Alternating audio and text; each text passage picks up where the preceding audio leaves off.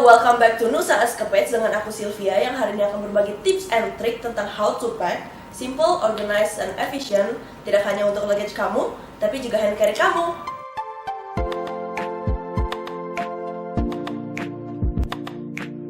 Yang pertama, ada color scheme. Color scheme membantu kamu untuk mix and match pakaian kamu selama kamu traveling. Biasanya sih, aku lebih suka pilih warna-warna netral. Roll it up. Roll it up. For your information, baju yang kamu gulung itu lebih hemat tempat dan anti wrinkle. Kan tadi kita udah gulung-gulungin bajunya. Sekarang giliran celana-celana jeans yang tebal nih. Atau buat yang bawa jaket juga bisa. Terus dilayerin kayak gini nih. Sebelum kita isi koper dengan baju-baju dan barang-barang yang lain. Biar makin menghemat tempat. Next ada pouches. Pouches berguna sekali untuk mengatur barang-barang kamu dalam koper. Selain itu, harganya juga murah dan gampang didapat. Nah, untuk ngepack sepatu, bagian ini bisa jadi ruang buat kamu nyimpan hal-hal lainnya juga. Misalnya, aksesoris kamu, kaos kaki, atau juga underwear. Pokoknya, manfaatin deh ruang yang ada. Jangan biarin kosong.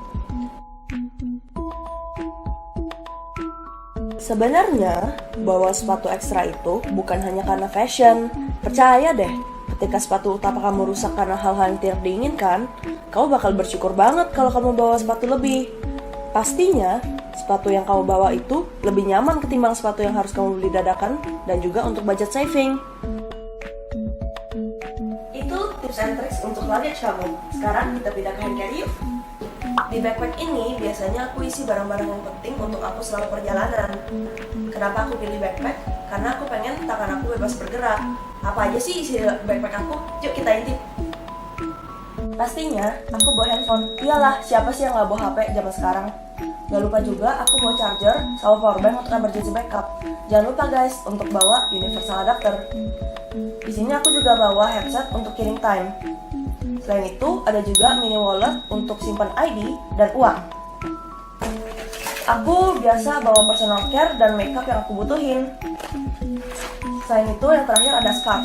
Kalau aku kedinginan, aku bisa pakai scarf ini untuk jadi selimut. Kalau aku lagi kehujanan, aku bisa pakai scarf ini untuk handuk.